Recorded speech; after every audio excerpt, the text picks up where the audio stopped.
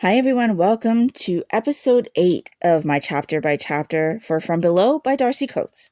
I'm Di and this is my audio only reading vlog for this book. Today I will be reading chapters 57 through 62 and sharing my thoughts with you along the way. Due to the nature of this reading vlog, there will be spoilers, so if you haven't read these chapters yet, I suggest that you not listen to this recording until you have. So we are at the end of this book. I am really looking forward to finishing this book. Probably not for the best reasons, but if you had heard my sentiments in yesterday's episode, you know my feelings on what's going on at the moment. I guess we're going to find out if Aiden survives. I mean, he's definitely the one that has been pushing the limits up until this point. Will he find what he's looking for? Will he survive this last dive? What is the team going to do with the footage that they have? Will they get paid for this job? I'm hoping that we're going to get all of the answers to those questions. And so I'm going to go ahead and read chapter 57 right now, and I will be back with you in a bit.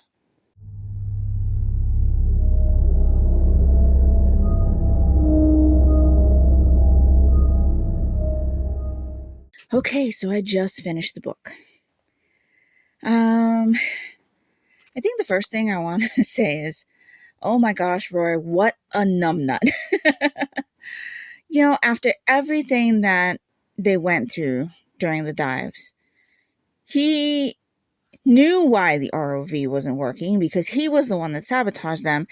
And still, after all of the experiences that they had, and knowing that the life forms in the ship, the bodies, are scared off by the light, and knowing that the ROV has a bright light, still doesn't say anything about the ROVs until after they're in the water? I think throughout this whole story, while they were doing the dives, was, I think I've said this in another episode, kind of like a big stick in the mud. For me, it kind of felt like he was getting bored real fast, kind of throwing tantrums here and there because he wasn't interested in what he was filming. Nothing interesting was popping out to him. When the body popped out in front of them on the very, first dive, he constantly was like, that wasn't a body, right? That was a mannequin. He was in constant denial about it. When they finally figured out that it was real bodies, then, he kind of got a little bit scared. But at the same time, the very next dive, he was just like moping around and, doing the dive with Cove. And she had to end up changing what she wanted to do because he was getting bored. And it's just like, look, dude, now we're in this situation where your friend who you brought on this job, who isn't even really qualified to be on this job, is now probably suffocating at the bottom of the ocean floor, and you still don't say anything about sabotaging the ROV until after you guys are almost halfway to the ship? Oh my gosh, wanted to kick him in the butt.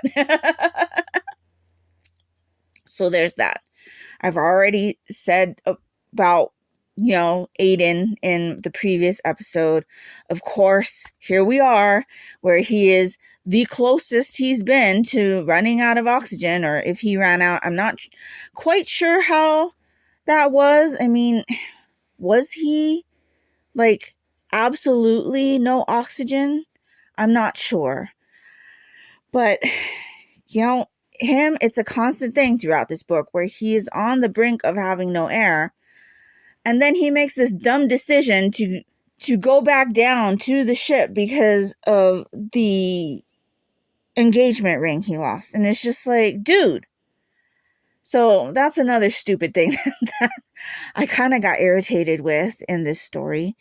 I don't know why we weren't informed of Vanna's diary until just before the end. I mean, I think it's definitely relevant information in the decisions that she made throughout this dive, or like not this dive, but like this book on the dives, because that's why she wanted to keep Aiden with her.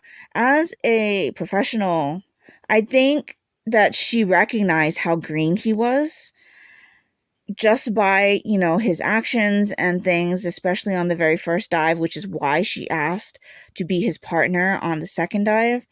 And Roy was like, no, he's coming with me. And she let it go. But on the third dive, she was adamant.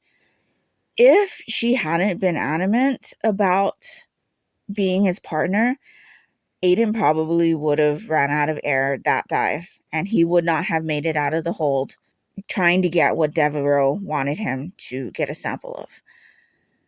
She had a pretty clear head, I think, throughout everything that was going on.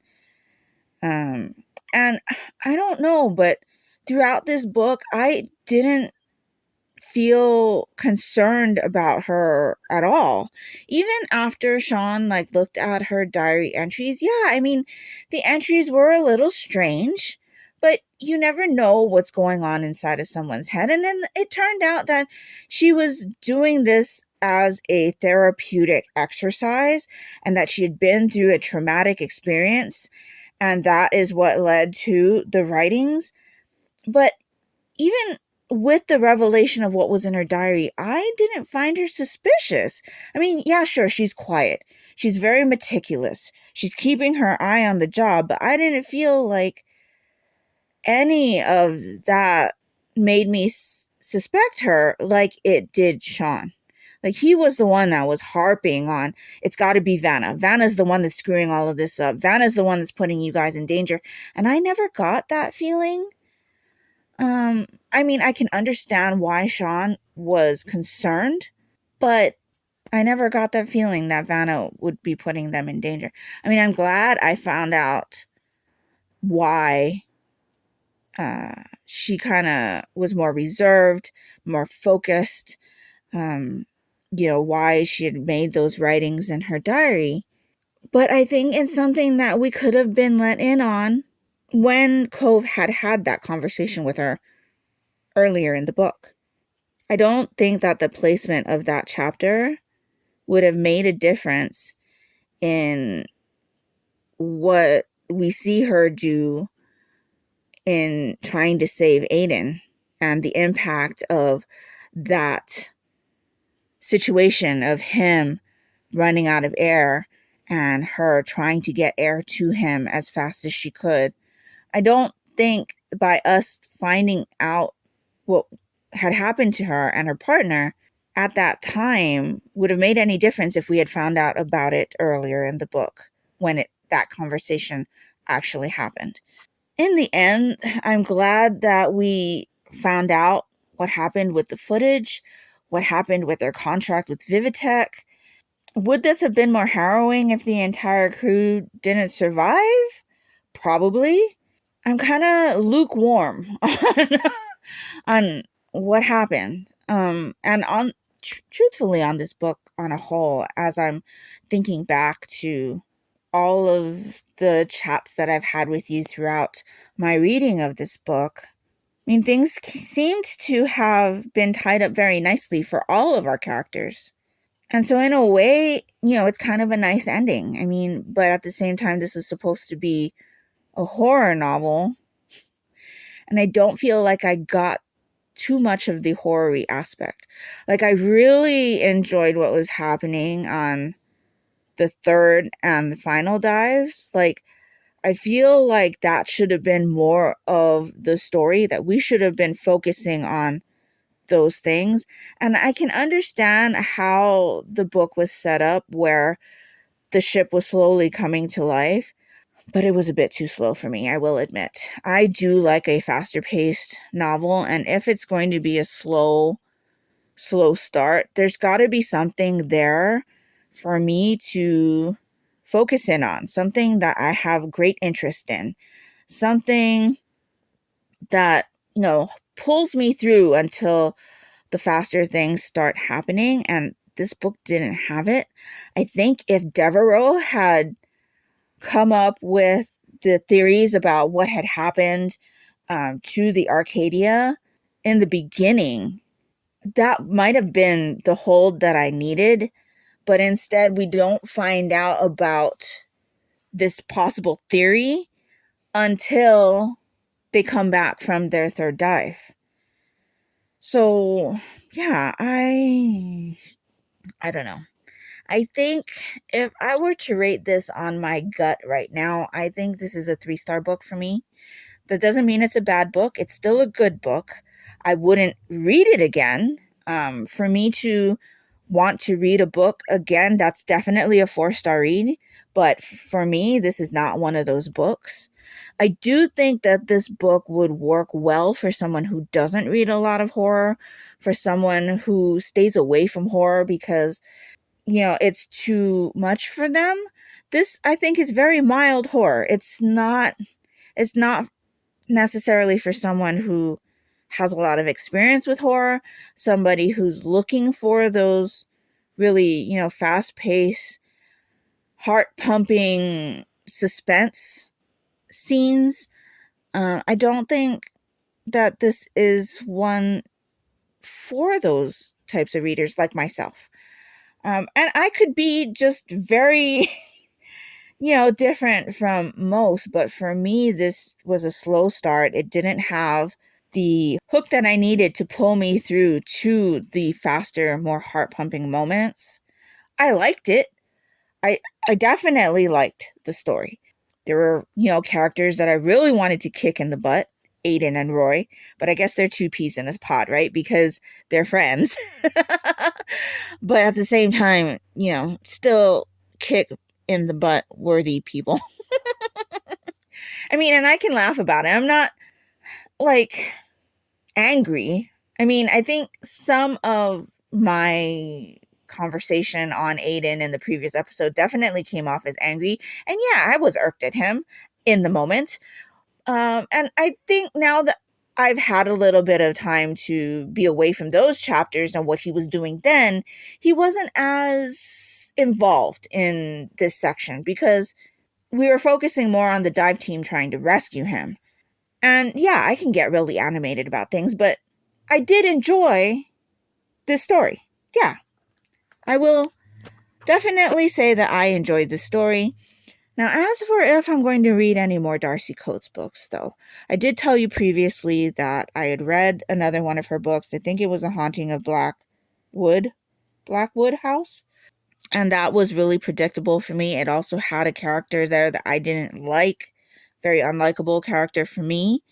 And then this one, I didn't have that same issue. I didn't feel like the story was predictable.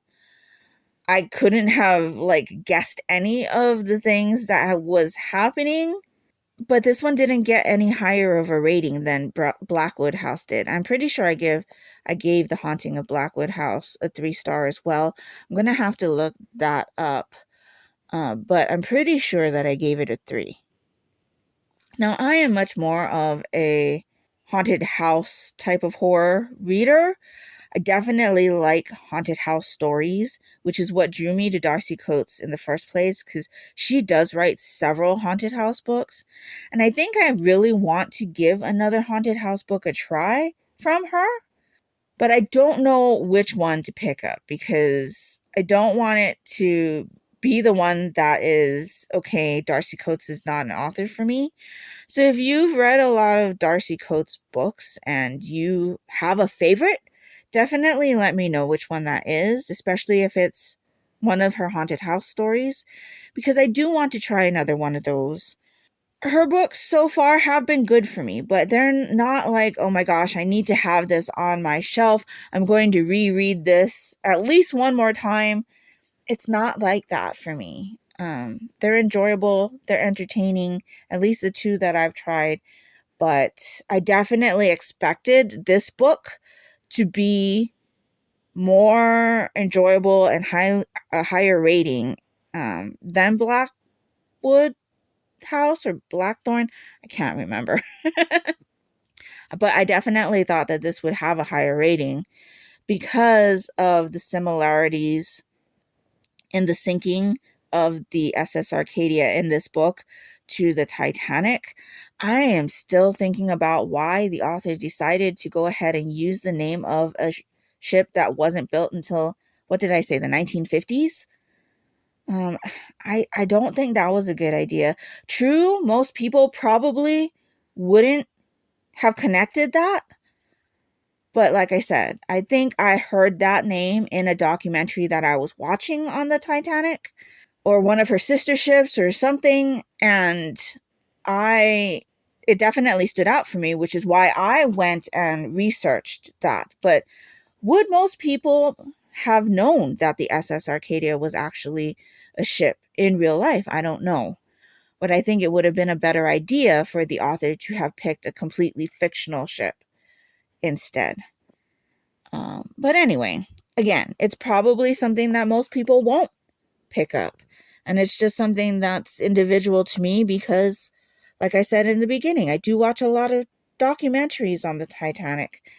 And, they do talk about other ships, especially ships that were built in the same shipyard.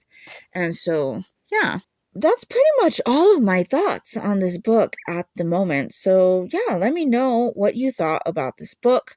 Have you read any other Darcy Coates books? Do you have a recommendation for me on where I should go with Darcy Coates next? I would really love to know. And if nothing else, and you'd just like to let me know that you were here, if you could leave me let's go with a wedding ring emoji with everything that happened in this section, that would be greatly appreciated and would really help me out. And that will do it for me today. If you have a suggestion for any other chapter by chapters that you'd like me to consider making, definitely leave those suggestions down in the comments below as well. And I hope you're all doing great. I hope you're all safe and healthy. And until next time, take care and smile always. Bye.